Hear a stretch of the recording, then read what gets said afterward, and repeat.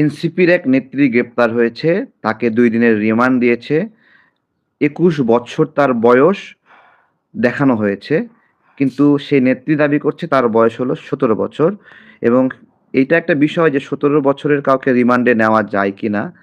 তো প্রশ্ন হলো ১৭ বছরের কাউকে রিমান্ডে নেওয়া যায় কিনা?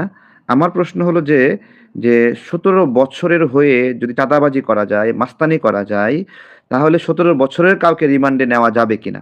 এটা হলো আমার প্রশ্ন। তো গত কয়েকদিন ধরে খুবই হাম্পি-দাম্পি হলো যে এই নেত্রীকে রিমান্ডে নিচ্ছে বা তাকে আটক করছে সেই কারণে এবং এখানে সাংবাদিক দুর্জয়ের বিষয়ে জড়িয়ে একটা অভিযোগ এসেছে।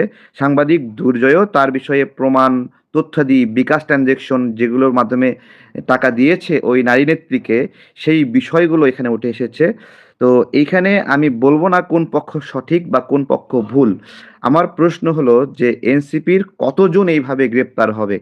এই প্রশ্ন যদি করেন তাহলে উত্তরটা আমি এভাবে দিতে চাই যে এই গণঅভ্যুত্থান পরবর্তী সময়ে সমন্বয়করা সারা দেশে কি কার্যক্রম করেছে আমরা দেখেছি এবং তাতে বাংলাদেশের কি উপকার হয়েছে তাতেও আমরা দেখেছি এবং সবকিছু মিলিয়ে এদের একটা ডিমান্ড ছিল যে ১০ বছর ক্ষমতায় থাকবে, ৫ বছর ক্ষমতায় থাকবে এবং তারা এই সময়টাতে আমরা যদি একটা গণতান্ত্রিক নির্বাচনের কথা বলেছি আমাদেরকে হয়রানি করা হয়েছে, হ্যারাসমেন্ট করা হয়েছে।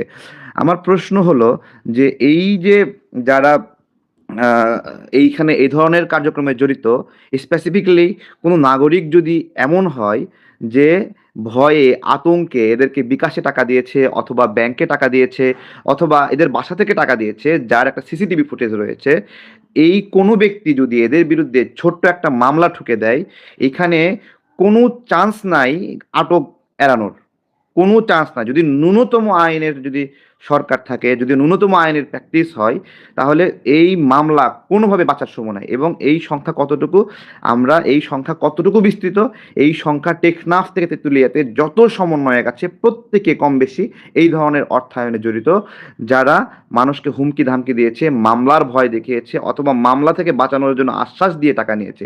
পুরা প্রক্রিয়া পুরা প্রক্রিয়া একবারে জগা খিচুড়ি হয়ে যাবে এবং তখন এনসিপিকে আলাদা একটা আন্দোলন শুরু করতে হবে যে সমন্বয়কদের গায়ে ফুলের টোকা দেওয়া যাবে না। কেন ফুলের টোকা দেওয়া যাবে না? কারণ তারা সমন্বয়ক, কারণ তারা জুলাই। এই জুলাই গণ অভ্যুত্থানে আমরা একটা লড়াই করছি, আমি একটা লড়াই করছি, আপনারা লড়াই করছেন, সবাই লড়াই করছে, যে যার জায়গা থেকে আমরা লড়াই করছি। কি লড়াই করছি?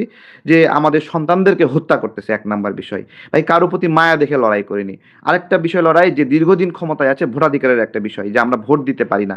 এই দুইটা হলো মূল কনসেন্ট্রেশন। আমার ভাইদের রক্ত ঝরছে। আর হলো কোটা মোটা কিসের কি? কোটা মানুষ বোঝে নাকি? কোটার এখনো প্রয়োগ হচ্ছে বিভিন্নভাবে, অন্যায়ভাবে চাকরি নিচ্ছে, এগুলো প্রতিনিয়ত নিউজ হচ্ছে। তো তো এই এই জুলাই গণ অভ্যুত্থানে আমাদের যে স্বপ্ন আকাঙ্ক্ষা, সেই স্বপ্ন থেকে এমনভাবে মিসগাইড করে অন্যদিকে জনপ্রিয়তার সঙ্গে যাওয়া হয়েছে যে কোনো ভোটের এখানে, এবং বলতেছে এই বাংলাদেশে কোনো ভোট হবে না, আজীবন ডক্টর ইউনূস ক্ষমতায় থাকবে, এইরকম একটা টেন্ডেন্সি তৈরি করা হয়েছে।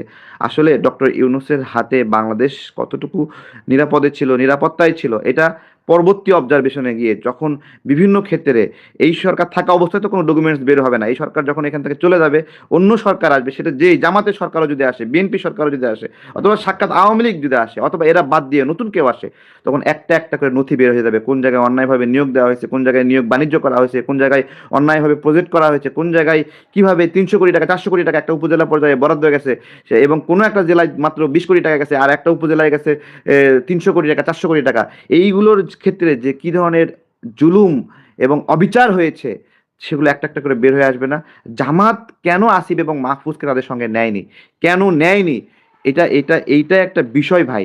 যে এনসিপিতে তো তারা থাকবেই, কিন্তু তাদেরকে জামাত নেবে না। জামাত শুধুমাত্র এই জন্য নেয়নি, এরা যে দুর্নীতি করছে এই দুর্নীতির চাপ জামাত নিতে পারবে না, এবং এই দুর্নীতির চাপ বিএনপিও নেওয়ার সাহস করেনি। কারণ যদি এরা বিএনপির সঙ্গে গিয়ে জোট করতো, বিএনপি যদি এদের জায়গা দিত, তখন জামাতের হাতে নথি আছে এরা কি কি ধরনের অন্যায় করছে। ঠিক একইভাবে যদি এরা জামাতে যেত, বিএনপির সচিব আমাদের কাছে তো নথি আছে যে এরা কি কি মানে জুলুম জালিয়াতি করছে। এই সব কিছু মিলিয়ে একটা হযবরল অবস্থা। এই সামগ্রিক অবস্থায় সেই বিচারের কথা বলছিলাম। যদি বাংলাদেশে ন্যায় বিচার থাকে, আপনি আপনার উপজেলায় বিবেচনা করেন যে ওইখানের মাস্তানরা ঠিক আছে? নব্য মাস্তানরা কিভাবে মানুষের উপর জুলুম করছে এবং আমি ছোট্ট একটা মামলা করে দিবেন এদের বিরুদ্ধে, এটা বাস্তবায়ন হবেই হবে। এখনো ইউনূস সরকারের সময়েও যদি কেউ মামলা করে যে তার কাছ থেকে টাকা নিছে, ব্যাংক স্টেটমেন্ট আছে, সিসিটিভি ফুটেজ আছে, এগুলো বা একটা অডিও রেকর্ডিং আছে, থাকলে কোনো রকম বাঁচতে পারবে না। এখন up to bottom, up to bottom, up to bottom এরকম একটা অবস্থা। বাংলাদেশটাকে আমরা যারা লড়াই করি, আমাদের মতের ভিন্নতা থাকতে পারে, মতের ভিন্নতা থাকতে পারে। আমি জামাতকে অপছন্দ করি, জামাত আমাকে অপছন্দ করে, বিএনপি কে পছন্দ করি, আবার বিএনপি আমাকে পছন্দ করে, আবার বিএনপি জামাতকে পছন্দ করে না, আবার জামাত এনসিপি কে পছন্দ করে। অনেক ধরনের রাজনৈতিক বোঝাপড়া থাকতে পারে, কিন্তু সততার বিষয়ে, মানুষকে জুলুম করার বিষয়ে ভাই আপোষহীন থাকতে হবে। আপনি আমাকে দুটা গালি দেন, কোনো সমস্যা নাই, কিন্তু আপনি ভাই আমাকে চাঁদাবাজ প্রমাণিত করতে পারবেন না।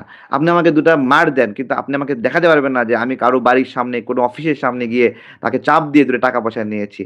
আমার সংগঠনে নিয়মিত দান করবে, জামাতে দান করবে, বিএনপিতে দান করবে, দল চলবে ডোনেশনে। দল হুমকি ধামকি দিয়ে, চাঁদাবাজি করে, মামলা দেখিয়ে, মামলার ভয় দেখিয়ে চলবে, এইটা কোনো আদর্শিক বিষয় হতে পারে না। এই যারা জুলাই গণ অভ্যুত্থানের জায়গাটা নষ্ট করেছে, আগের মতো স্পিরিট আসে না কেন? এই স্পিরিটটা আমি নষ্ট করি নাই, আমি দুটো কথাই বলছি, দুটো কথা বলছি। কথা বললে স্পিরিট নষ্ট হয় না। স্পিরিট নষ্ট হলে মানুষকে আঘাত করলে, স্পিরিট নষ্ট হয় মানুষকে জুলুম করলে, স্পিরিট নষ্ট হয় মানুষকে মিথ্যা মামলা দিলে, স্পিরিট নষ্ট হয় মানুষকে ভয় দেখিয়ে মোটা অঙ্কের টাকা নিলে। এগুলো হলো স্পিরিট নষ্ট হয়। স্পিরিট নষ্ট হয় আপনি চটি চটি জুতা থেকে কিভাবে বুট জুতা পরছেন সেটা দেখলে। স্পিরিট নষ্ট হয় আপনার রিক্সা ভাড়া ছিল না, আপনি কিভাবে দামি একটা গাড়ি হাঁকিয়ে চলেন সেটা দেখলে স্পিরিট নষ্ট হয়। তো এগুলো মানুষ দেখে, মানুষ জানে, মানুষ বিচার বিশ্লেষণ করে। ঘোরের মধ্যে আছেন, ঘোর কেটে যাবে। একটা একটা করে মামলা হবে।